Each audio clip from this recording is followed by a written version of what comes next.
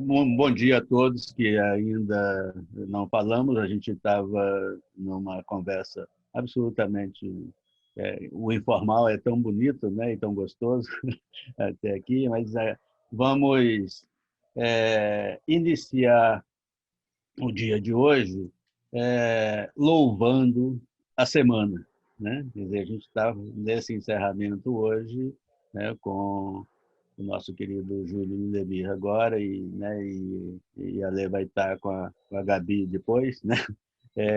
Num, num processo que significou o ajuste do comum de fato, né? Foi uma semana extremamente rica e que sintetiza, Júlio, né? Nós trabalhamos com mídias locais e mídias locais é uma forma mais chique curricular é, que veio para substituir comunicação comunitária, né? Quer dizer, algo que, na verdade, é insubstituível. Né? Mas, nesse sentido, essa semana ela foi essa expressão real do que significa a comunicação comunitária. Né? Isto se nas mídias locais, né, você tem também as mídias comerciais, mas as mídias comerciais, via de regra, vendem a notícia.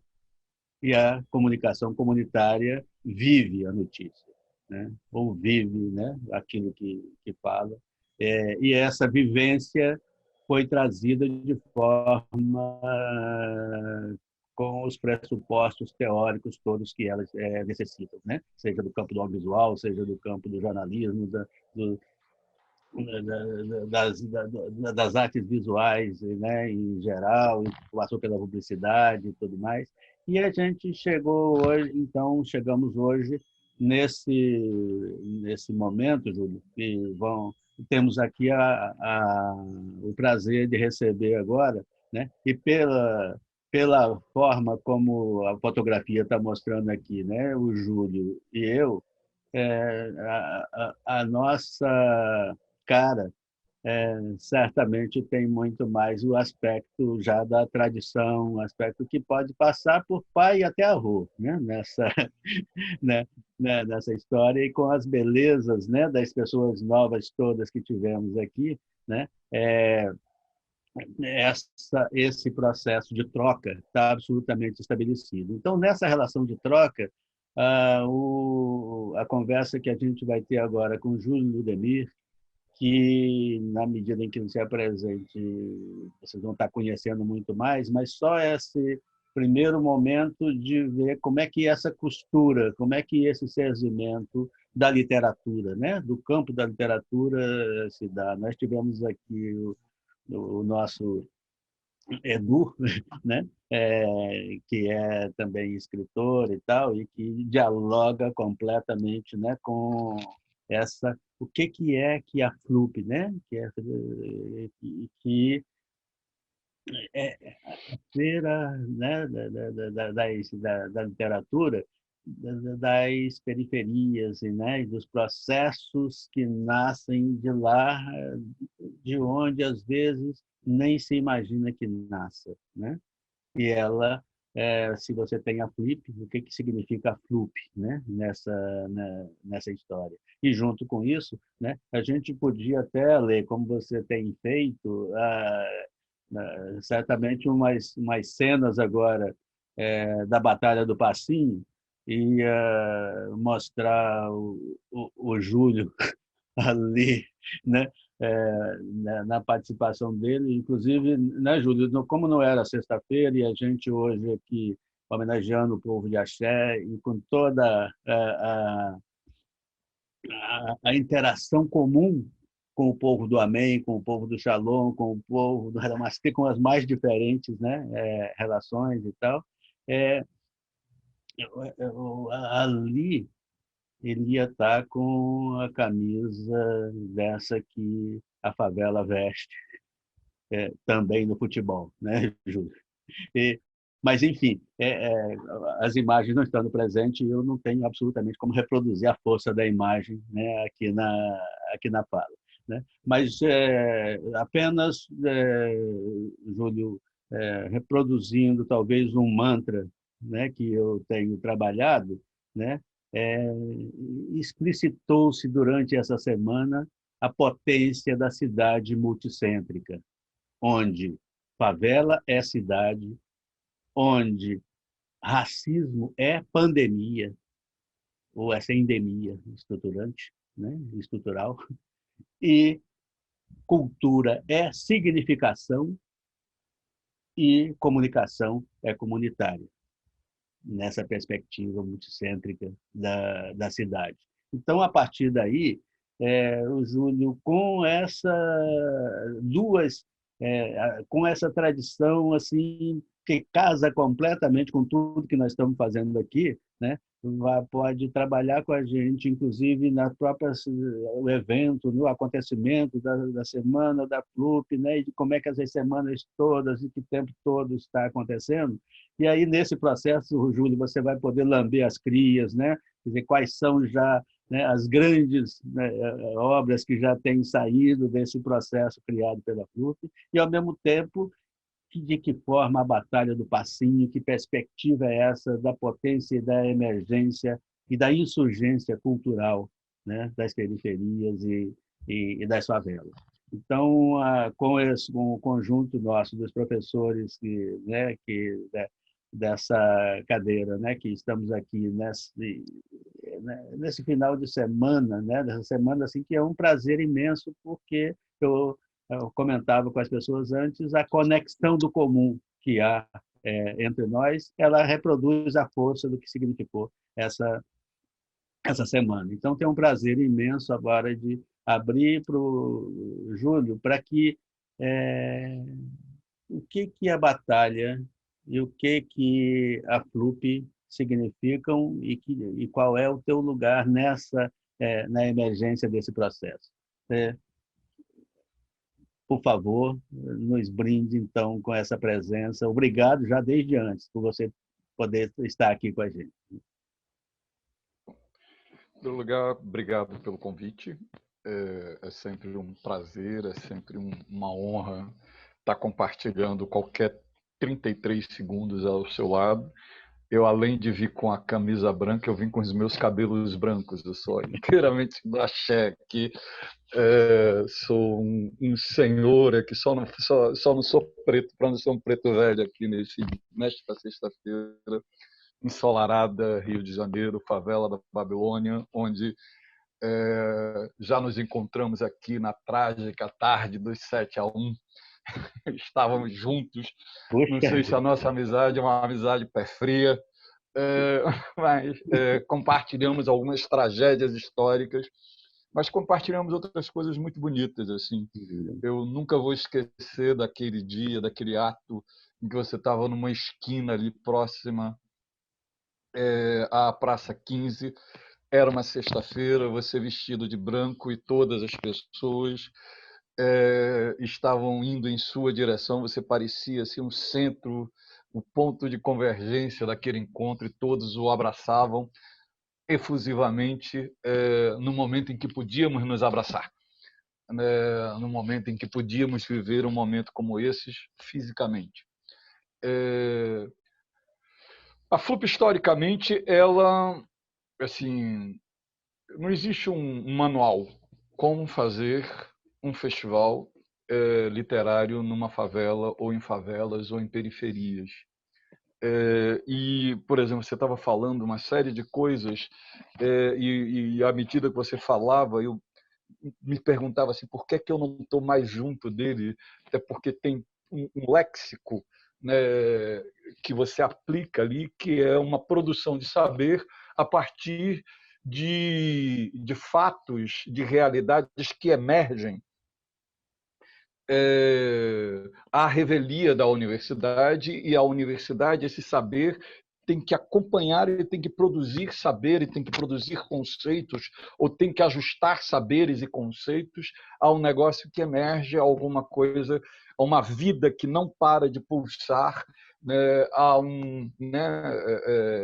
ou usando uma expressão sua, um serzimento, né, que não para de ser, né, produzido, né, nessa relação de uma cidade, de um tempo absolutamente dinâmico.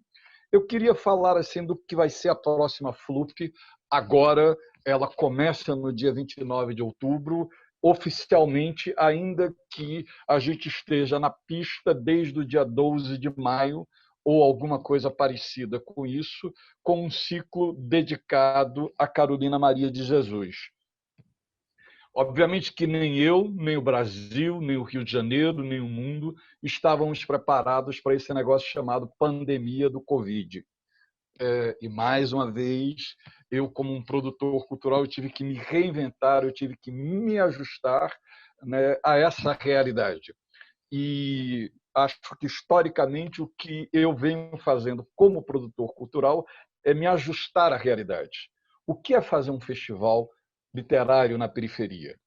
É apenas você ir na Flip e aplicar e fazer um Ctrl+C, Ctrl+V na favela? Por exemplo, quando a gente foi para o Morro dos Prazeres, que foi o primeiro ano da Flup, em 2012, a gente terminou a Flup e o tempo inteiro a gente costurou, serziu a Flup no entorno de uma batalha do Passinho, que foi um final apoteótico, com a quadra inteiramente, a quadra dos prazeres, superlotada, não havia espaço para ninguém, e a gente termina aquilo com uma enorme celebração, com uma juventude, com aqueles corpos da periferia, particularmente corpos de jovens negros do sexo masculino, em geral perseguidos pela repressão, e naquele momento a FLUP ainda existia como Festa Literária das UPPs, o que foi um equívoco nosso, esse nome, e que nos trouxe, inclusive, muitos problemas semânticos para dialogar com o público que era o nosso público-alvo e público-razão de existir. Mas, naquele momento, toda a dança, toda a possibilidade de aglomeração, todo o baile funk, ele era proibido, ele era interditado. Então, chegava ao PP, a primeira coisa que acontecia era proibir o baile funk. Quando a gente organiza a FLUP, no momento em que a gente estava fazendo a Batalha do Passinho, a gente consegue fazer com que se possa botar aquela música e aquelas pessoas possam dançar. E foi engraçado, porque aquilo que a gente não esperava que fosse ser a FLUP foi o que fez dela a coisa mais potente. Teve um dia que o Écio e eu, nosso saudoso Écio Salles, meu amigo, Vamos fazer parceiro... homenagem a ele, isso, que nosso encontro hoje seja a grande homenagem ao querido Écio, que diz aí. E o Écio se foi no ano passado, e enquanto a gente estava preparando a segunda FLUP de 2013, a gente se encontrou ali no edifício central e tinha uma pessoa que nos reconheceu e perguntaram assim: são vocês que fazem a FLUP? E o Écio e eu, assim, muito timidamente, dissemos: sim, somos nós que fazemos. Ela disse: sua FLUP é extraordinária, eu sou moradora do Morro dos Prazeres. E o morro todo desceu para ver a FLUP lá no Morro dos Prazeres. Mas assim, o morro todo desceu para ver aquilo que não era tradicionalmente uma festa literária. O morro todo desceu fundamentalmente para ver a Batalha do Passinho, o morro todo desceu para uma coisa extraordinária que a gente fez, e que também foi feito um pouco à revelia do que seria um festival literário, que era um espetáculo chamado Lima dos Prazeres, que o Veglinski, Lucas Veglinski, que é um cara meio Zé Celso, totalmente anárquico, ele conseguiu fazer com que o morro todo descesse para construir um espetáculo chamado Lima dos Prazeres, protagonizado por uma juventude dali do Morro dos Prazeres e conseguiu criar uma conexão inteira com a favela, e aquilo era tão prestigiado que as nossas grandes atrações internacionais, de alguma forma, eram esvaziadas por conta das apresentações que ele fazia no meio da rua. E aquilo era FLUP. Aquilo era FLUP, mas não era a FLUP como nós a imaginamos, porque nós a imaginamos num raciocínio mais territorial do que programático, no sentido de levar o que seria uma FLIP para um espaço periférico. Não basta você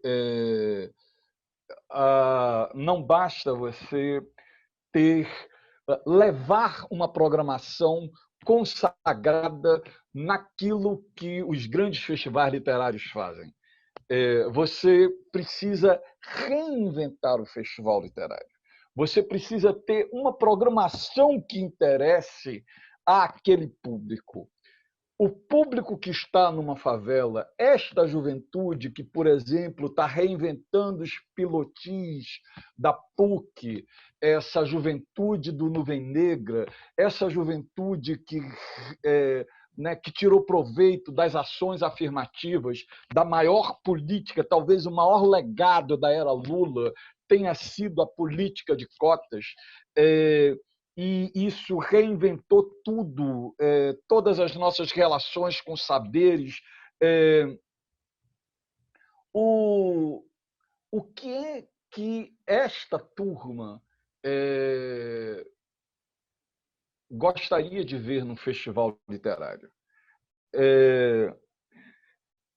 Se você pegar assim, né, a programação histórica de um festival literário, se você pegar as referências teóricas daquilo que possivelmente nós estejamos estudando nesse momento na PUC, a gente vai ver o quanto de estranhamento isso provoca numa pessoa, por exemplo, como a Yasmin Tainá, que estudou aí, não sei o quanto ela se articulou com vocês, mas ela fez um tipo de pesquisa que eu, com todo o meu engajamento, com todo o meu esforço de inclusão, com toda uma história minha de militância, eu jamais teria feito essa pesquisa. A Yasmin Tainá fez uma pesquisa sobre o número de professores negros que existem na PUC. E porque ela, como uma jovem negra, tinha necessidade de dialogar com pessoas negras. Por exemplo, esta mesma juventude, ela começa a nos fazer perguntas sobre o cânone, sobre aquilo que a gente estuda, sobre aquilo que a gente lê. Não à toa, nesse momento, existe um interesse extraordinário por Conceição Evaristo, que possivelmente não tinha um lugar na academia como hoje tem, passados esses 10 ou 15 anos da aplicação, da implementação da política de cotas. Quem lê Djamila Ribeiro?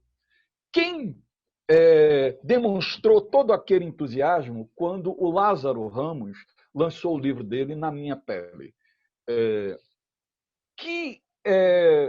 Assim, o quanto nós, que tínhamos uma história pregressa a esse momento absolutamente relevante da história do país, o que nós líamos e o que nós fomos obrigados a ler a partir de provocações feitas por essa juventude, que é o público ao qual nós nos destinamos. Eu não existo para dialogar com as pessoas que são da minha geração ou que são as pessoas que foram minha referência na minha formação. Eu acho que um festival literário, uma das primeiras coisas que eu faço em qualquer evento que eu vou, seja no Brasil, seja em Paris, seja em Londres, eu olho para a cabeça das pessoas. Eu vejo o quanto aquela cabeça é branca e o quanto aquela cabeça é crespa, principalmente no Brasil. E você, a partir do público, você não vê apenas a vocação daquele festival, você vai ver a longevidade daquele festival. Tradicionalmente, os festivais são lugares assim, onde você vê pessoas com o meu perfil. Pessoas brancas, do sexo masculino, possivelmente formadas no ambiente da heteronormatividade, e assim, isso significa que esses festivais estão morrendo. Porque, por mais que eu queira impor um mundo com a minha cara, a minha feição, este não é o mundo que vai sobreviver a essas grandes crises mundiais e à emergência desses novos discursos. Se a FLUP não tivesse se preparado e se reajustado permanentemente às demandas desse novo público, ela não teria crescido ano a ano como ela tem crescido ano a ano, e a cada ano a gente tem que se reinventar, a gente tem que propor uma nova curadoria, a gente tem que dialogar com esse público que que é o verdadeiro público brasileiro, e que possivelmente isso não tinha acontecido com os outros festivais, na medida em que, por exemplo, se você pegar o case de Carolina Maria de Jesus, ela foi lida originalmente por pessoas brancas, por uma classe média branca, a classe média que tradicionalmente foi para as livrarias no Brasil. Quem lê Carolina Maria de Jesus hoje quem fez com que ela voltasse para o cânone e quem fez, inclusive, com que a Carolina fosse lida não mais com o olhar do exotismo, com o olhar que valorizava mais os erros de português dela, a miséria pessoal dela, do que uma capacidade extraordinária de aprender e narrar o real na primeira pessoa. Hoje em dia, o modo como a Carolina Maria de Jesus é lido é totalmente diferente do modo como a Carolina Maria de Jesus foi lida historicamente. A Carolina Maria de Jesus ela foi lida historicamente pelas suas fragilidades, pelas suas vulnerabilidades, inclusive do ponto de vista linguístico, que é uma outra relação de poder, e nunca pelas suas potências. E, nesse momento, Carolina Maria de Jesus ela é lida por tudo o que ela tem de potente, revolucionário na primeira pessoa, etc. e tal. Esta turma não enxerga os erros do português da Carolina. Esta turma, inclusive, aplica Lélia Gonzalez, o famoso português, quando vai ler ou reler ou se reencontrar com Carolina Maria de Jesus. A FLUP, então, ela foi tentando ali, ao longo do tempo, entender que não bastava levar aquele extraordinário evento que revolucionou todas as relações do mercado editorial, chamado Flip. Não bastava levar Ian McEwan, entende? Não bastava levar, sei lá, todos os cânones, todos os grandes autores que fizeram assim a Companhia das Letras se tornar a grande referência do mercado editorial brasileiro. Mas, se você olhar historicamente, aquela Companhia das Letras ela é a branquitude em sua plenitude.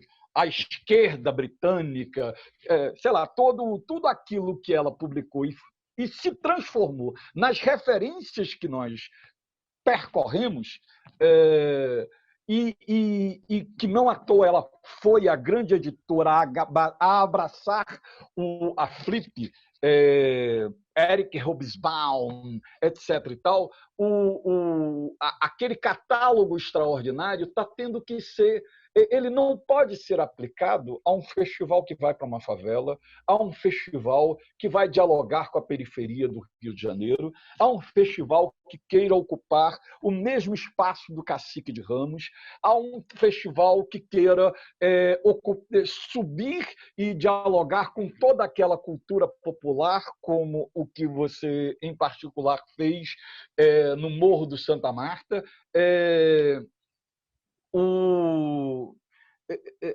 Não, então, assim, que repertório?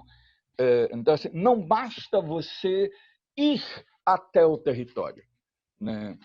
E, assim, por exemplo, aí a gente, em 2014, a gente cria o Poetry Slam. A gente traz o Poetry Slam para a Mangueira. E quando a gente chega na Mangueira com o Poetry Slam, que é uma batalha de poesia falada, foi exatamente no mesmo ano em que o Écio Salles conseguiu uma enorme articulação com escolas públicas de ensino médio de todo o Rio de Janeiro, que superlotava aquilo numa formação de plateia. E quando aquela molecada jovem, periférica, negra, via o Dede Cabal, que era um cara, um slammer negro da França, quando ele via a Atilola, que era uma mulher negra da Nigéria, quando ele via todos aqueles corpos que eles imaginavam que jamais estariam produzindo narrativas, e menos ainda uma narrativa semelhante à da Carolina Maria de Jesus, ou seja, que usa a primeira pessoa, porque pobre também pode usar a primeira pessoa. A literatura mundial usa muito a primeira pessoa. Clarice Lispector usa muito a primeira pessoa, mas quando ela usa, é sofisticado. Quando o pobre usa, quando o negro usa, é desabafo.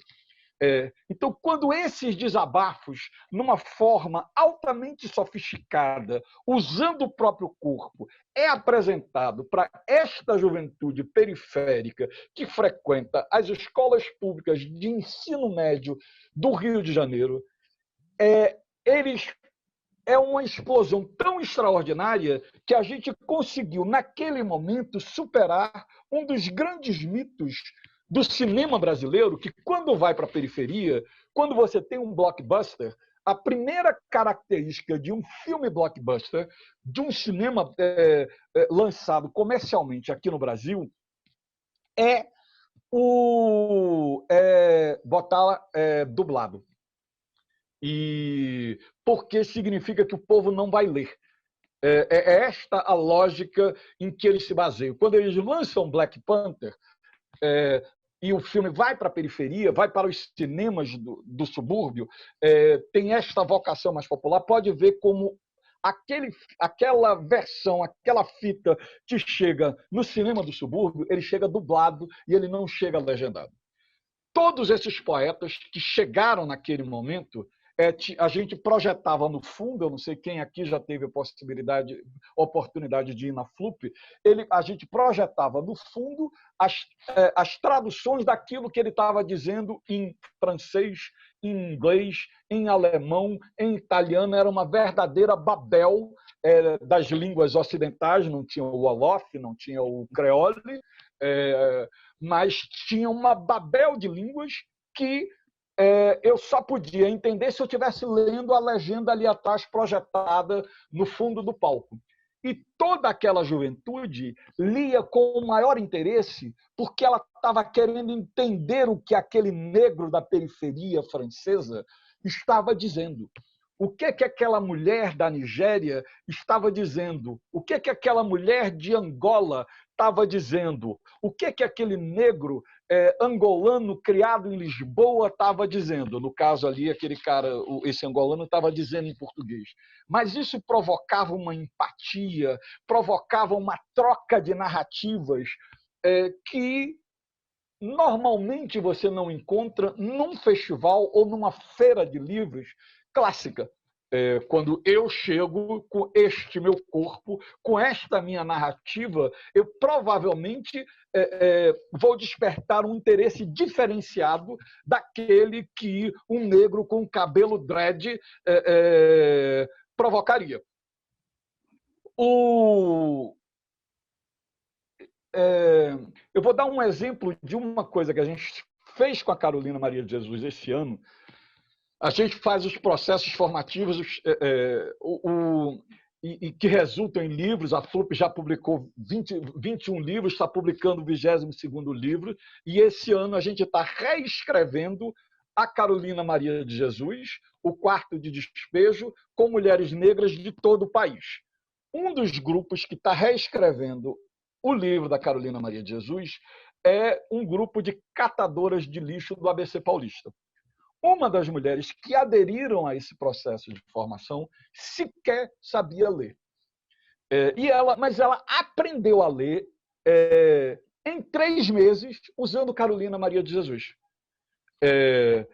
Carolina Maria de Jesus, quando ela pedia para que alguma outra pessoa fosse lendo, e talvez Carolina Maria de Jesus seja aquilo que Paulo Freire o tempo inteiro dizia na educação para pessoas adultas, quando ele dizia que para um pedreiro aprender o alfabeto, a melhor coisa é você botar o tijolo ali na frente, o martelo ali na frente. Se ele vê o tijolo T, I, J, vira uma coisa mais concreta.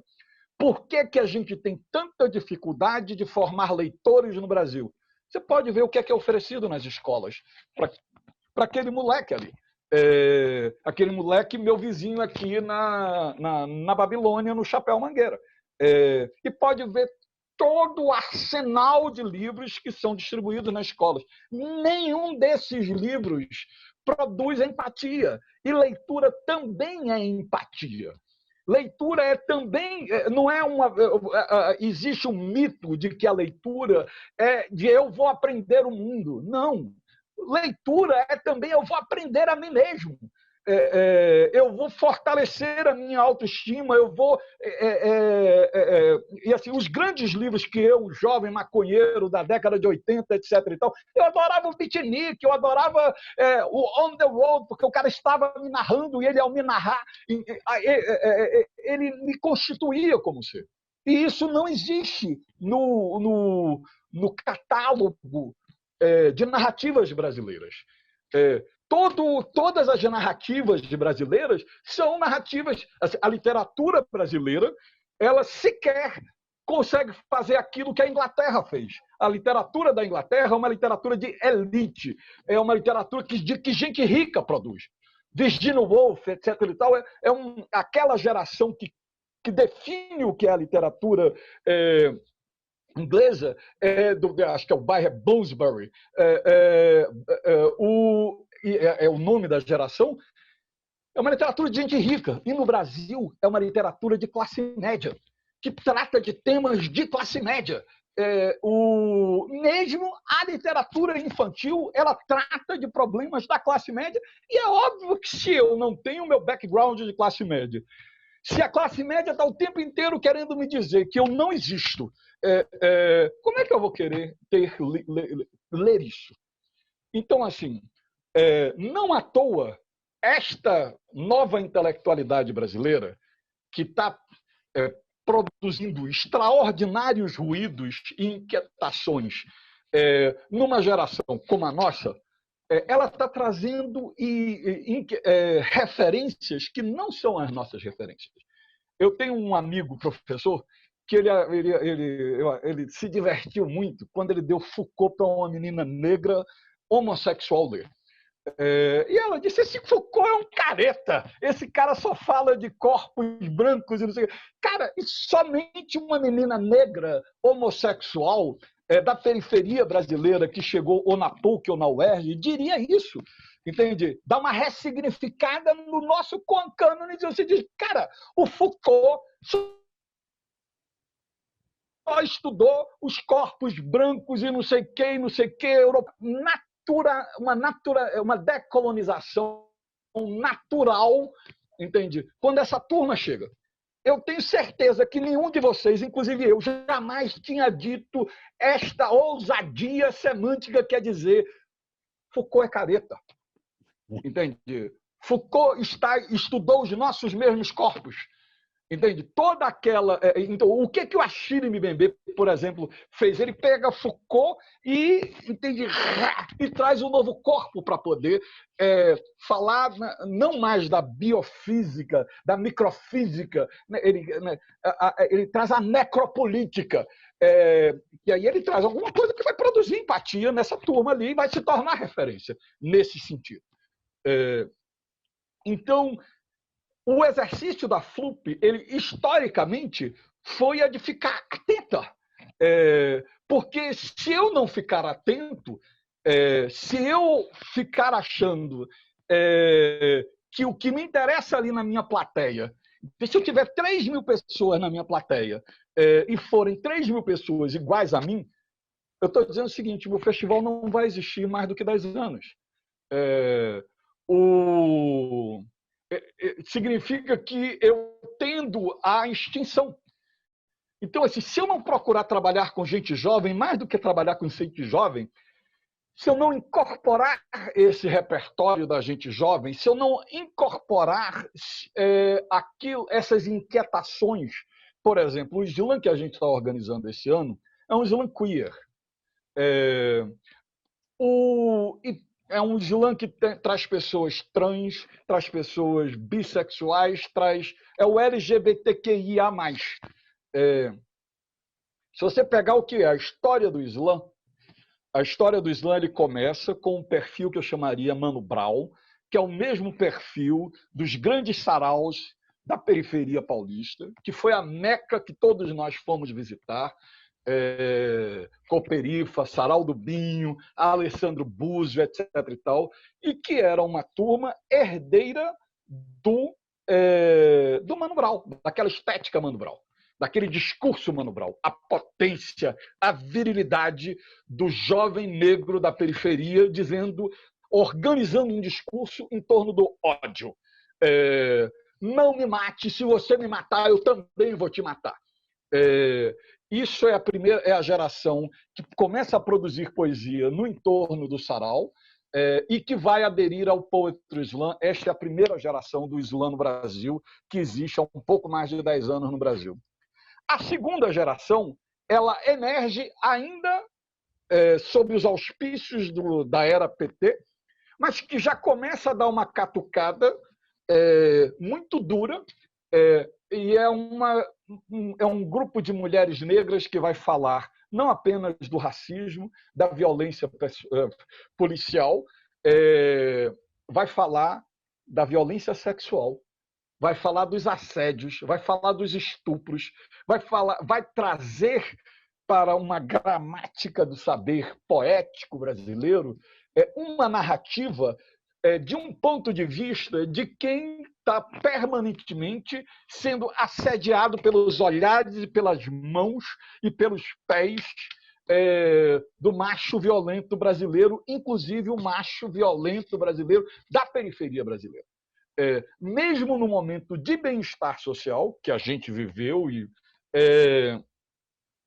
essas mulheres trazem essa narrativa que o mundo inteiro chamou do Me Too, e que elas fizeram com uma propriedade extraordinária e possivelmente ainda não identificada por um saber acadêmico. A gente vai ter, na evolução disso, é uma coisa viral, e acho que, assim, por exemplo, o slam, que é um negócio altamente presencial, ele se renovou a partir de um negócio chamado Slam da Resistência, que filmava essas performances e jogava no YouTube. E eu vejo algumas dessas performances assim, com tipo 2 milhões de acessos, 3 milhões de acessos.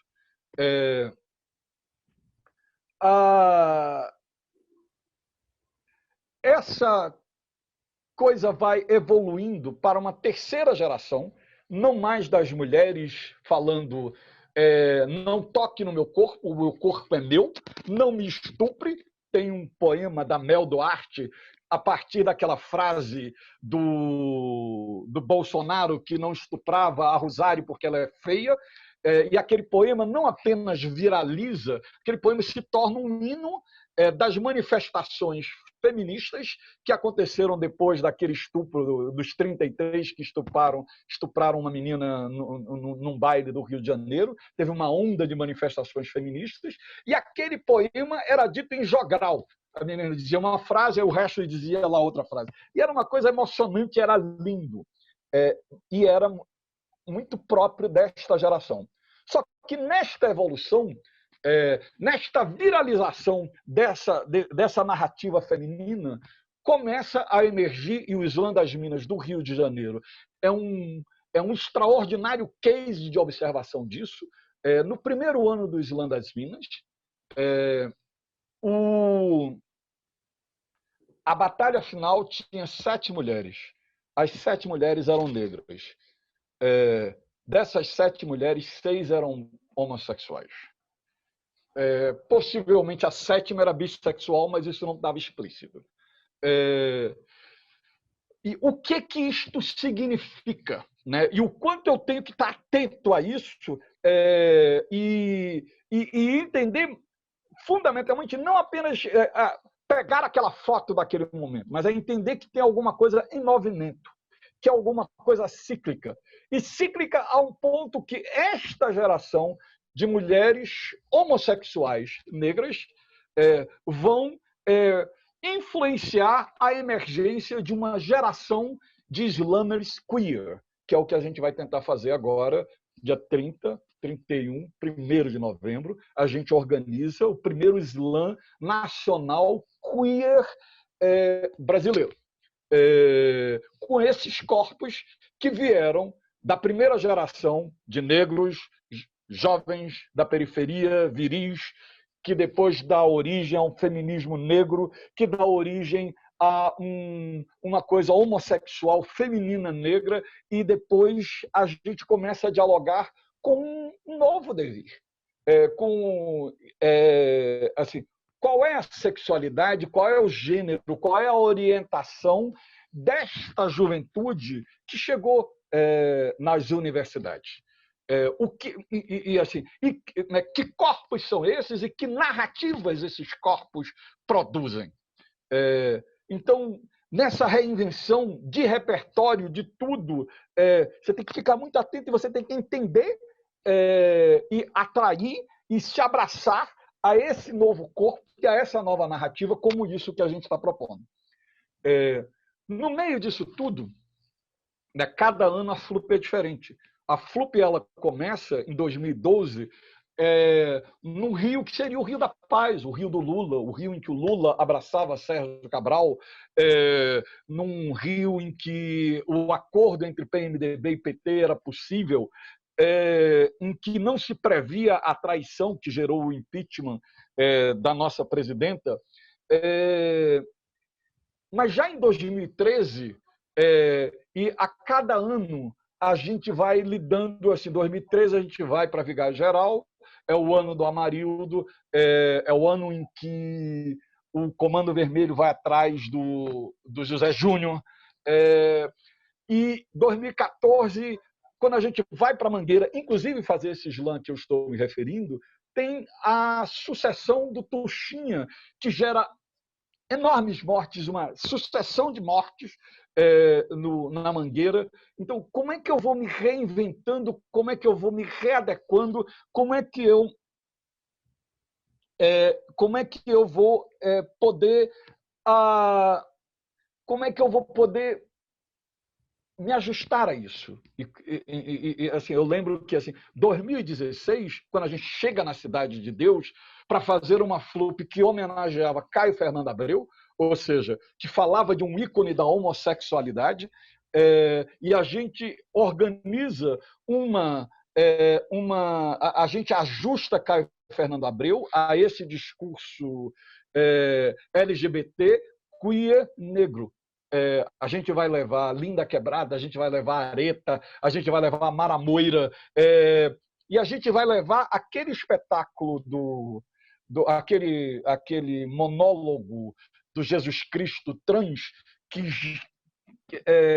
gerou constrangimentos à liberdade de expressão no mundo inteiro, inclusive no Brasil, a gente leva isso para a cidade de Deus. A figura que criou, a minha senilidade não está me permitindo o nome, a Jo Clifford, que criou isso, ela faz aquele espetáculo com um coro, um suporte de coro com 40 mendigos. Jesus Cristo trans com 40 mendigos. E isso, no meio da Guerra da Cidade de Deus, uma semana depois que a FLUP acaba, cai aquele helicóptero. E a gente precisou o tempo inteiro negociar com bandido, com polícia, com Estado-Maior da Polícia Militar, com o governo do Estado, para pelo menos ter uma semana ou 15 dias de paz, de modo a poder fazer um festival com aquelas características, lembrando que aquele foi o ano do Oscar So White e de uma Flip inteiramente branca. E a única pessoa não negra que a gente levou foi a Jo Clifford, que era uma mulher trans. E ela própria estava com um coral de mendigos, 40 mendigos, cantando com ela, dando suporte àquele espetáculo. Giovanni Martins.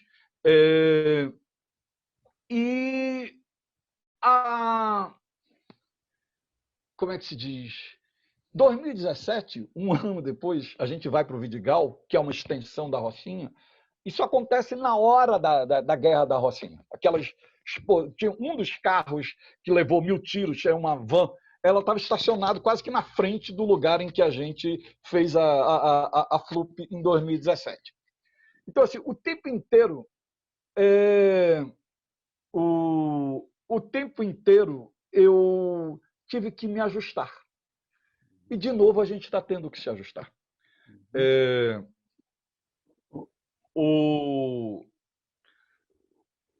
A primeira coisa que podia ser, e foi uma pergunta que a gente se fez quando surge a pandemia, era se a gente ia silenciar.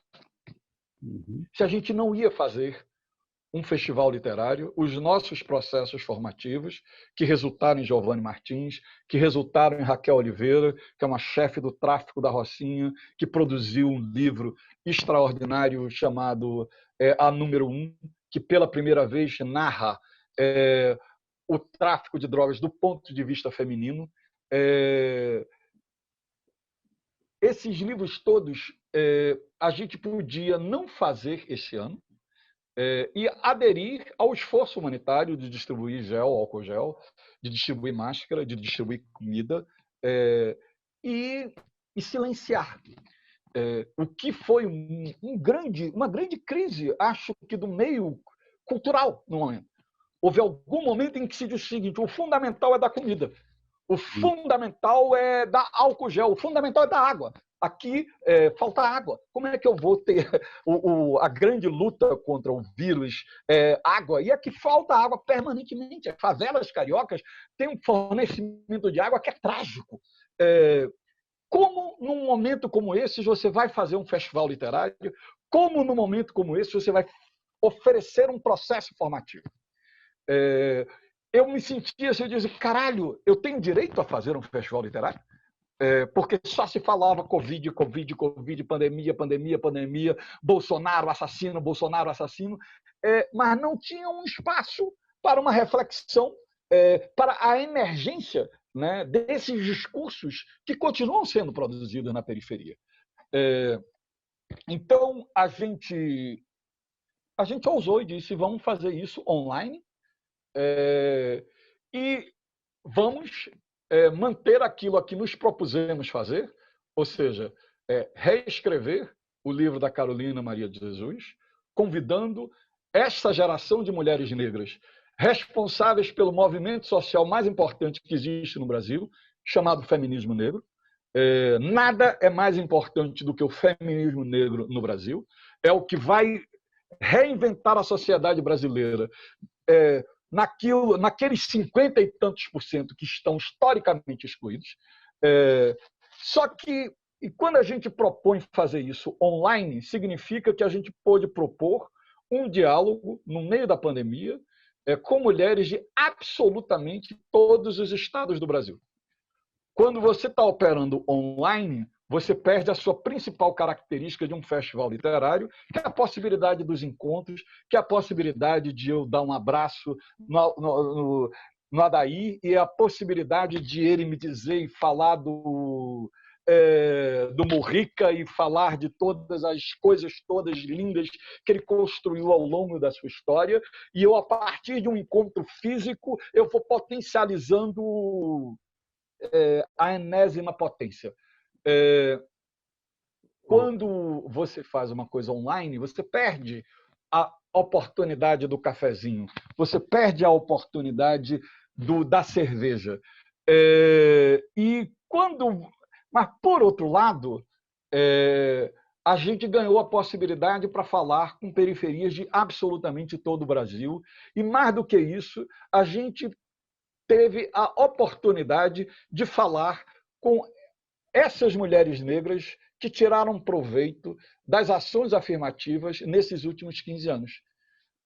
Esse livro que a gente vai lançar agora, esse ciclo do que foi Carolina Maria de Jesus, que teve uma turma de catadoras de lixo, com um perfil semelhante ao da Carolina Maria de Jesus, mas a gente entrou em contato com outras 200 mulheres.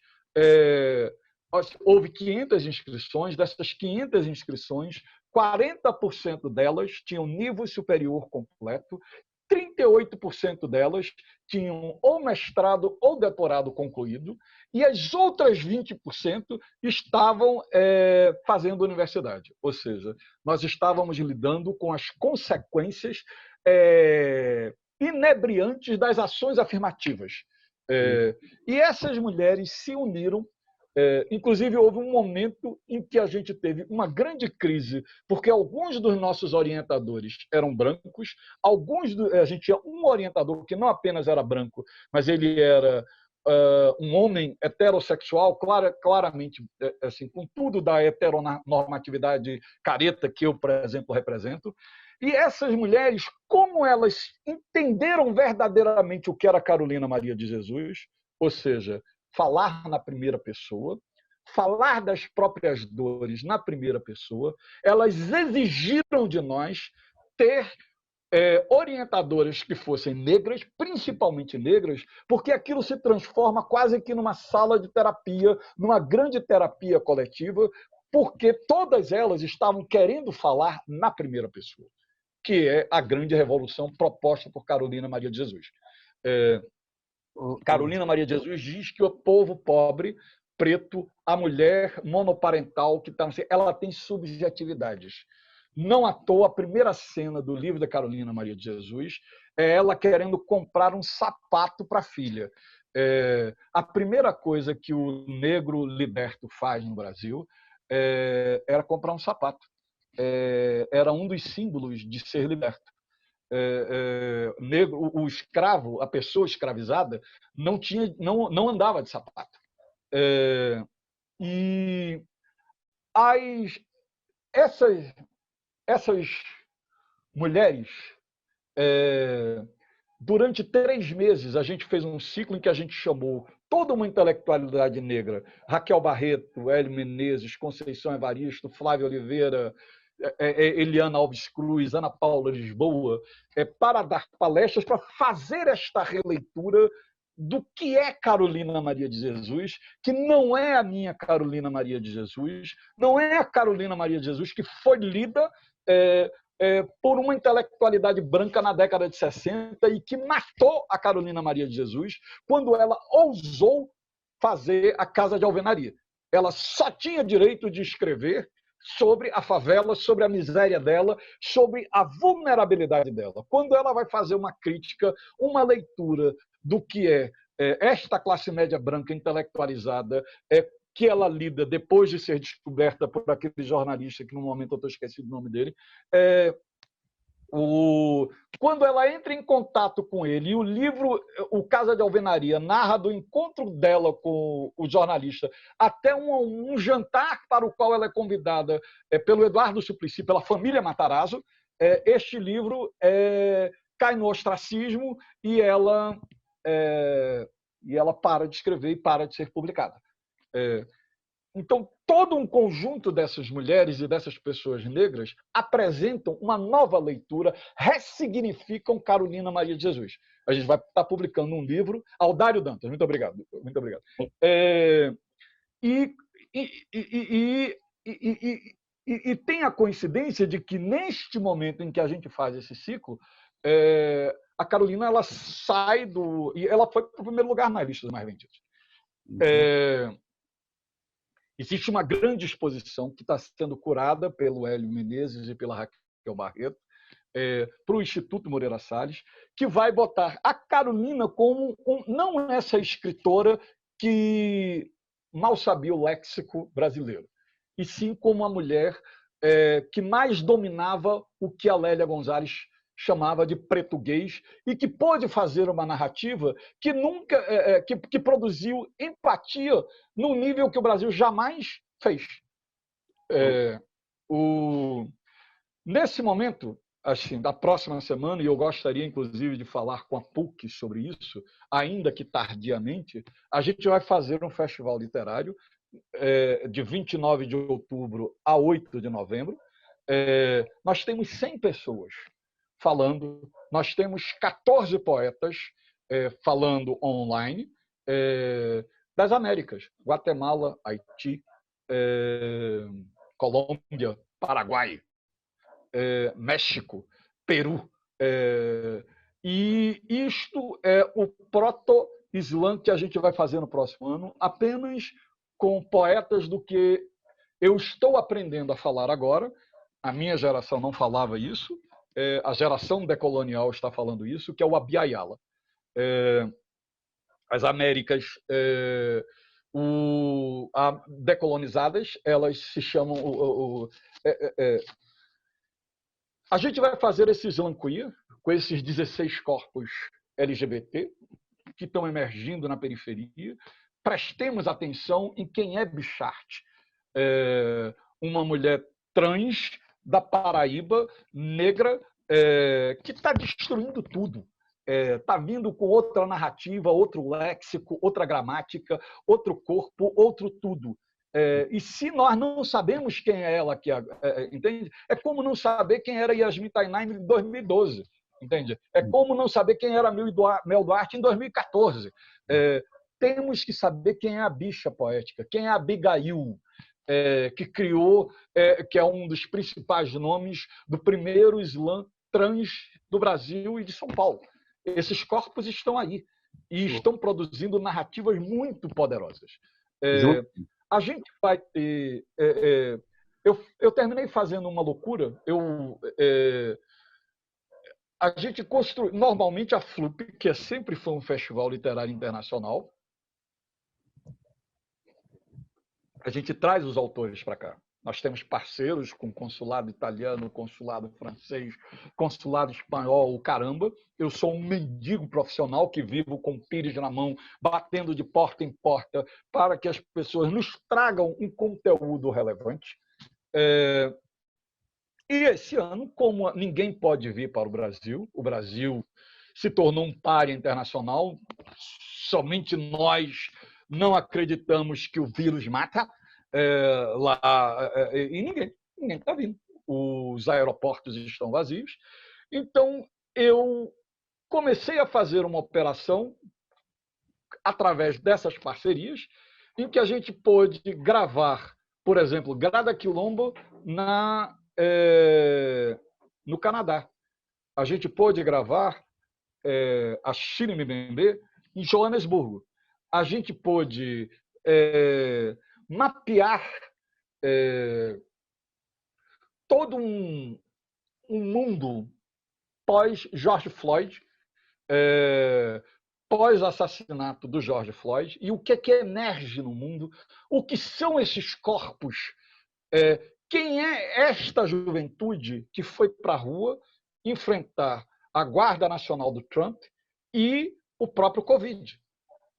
Desafiar né, o Covid, o Black Lives Matter, a explosão que aconteceu agora, ela acontece no auge da pandemia do Covid nos Estados Unidos e vai influenciar essas eleições dos Estados Unidos. O que está em debate no momento é esse discurso pós-George Floyd. Quem produz esse discurso George Floyd? Quem que vai fazer essas manifestações? É o movimento negro clássico? Ou assim, é uma turma que estava nos Estados Unidos desde a sua fundação?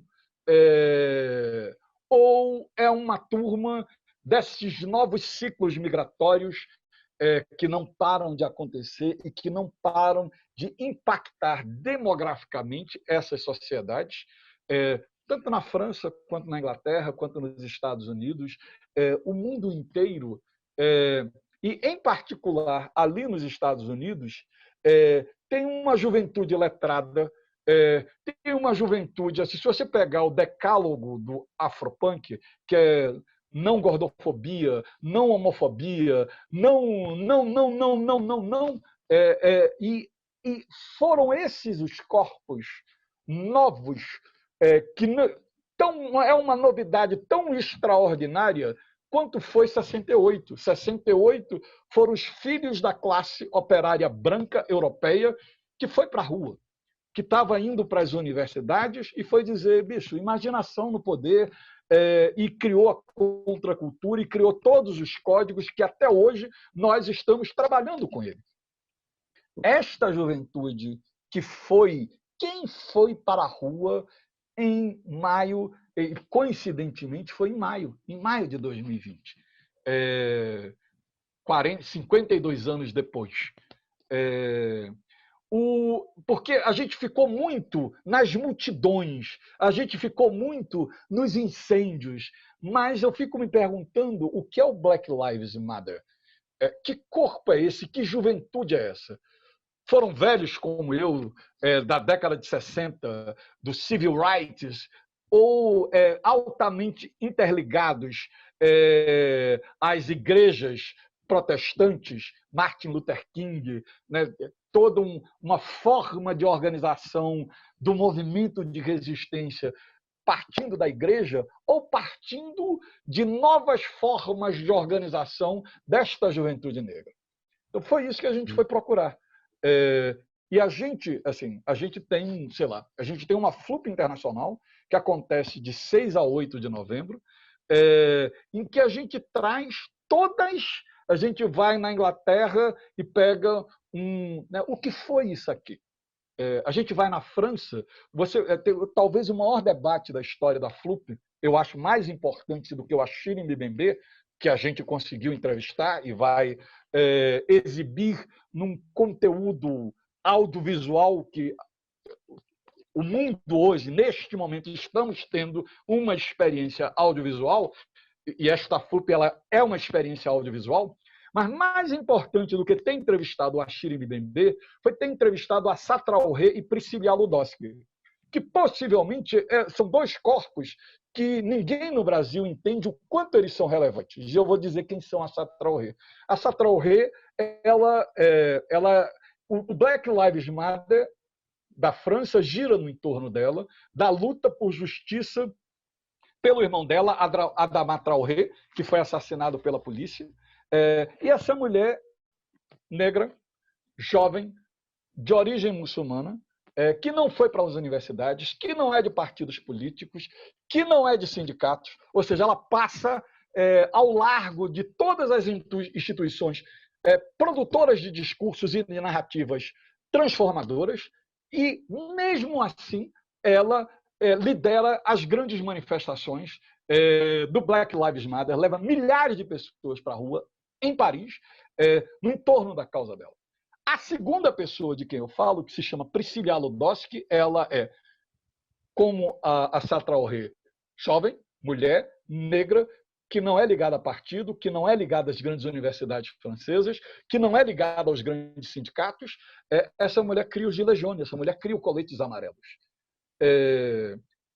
A única diferença dela para a Sá Traoré, que é como ela é de Outremer, como ela é, acho que ela é martiniquenha, ela tem duas diferenças em relação a Sá Traoré, que ela não é muçulmana, ela é de uma França Outremer católica, e ela tinha o status de francesa por ser de Outremer.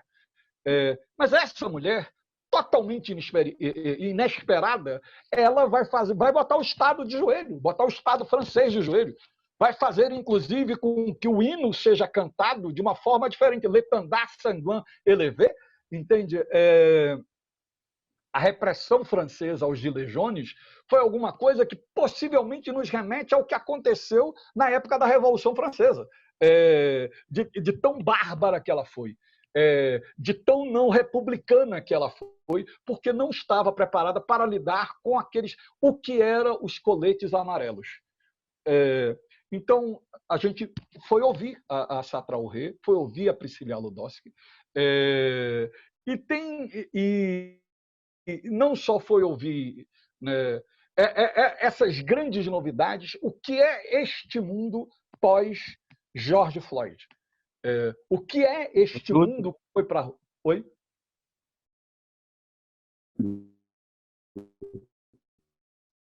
Estou à disposição também, porque estamos aqui presentes, né? Quer dizer, apenas comentando, né? Quer dizer, uma das coisas mais bonitas que eu vivi nos últimos dias, numa live, a Conceição Evaristo discutindo o quarto de despejo para poder falar do Favela é Cidade.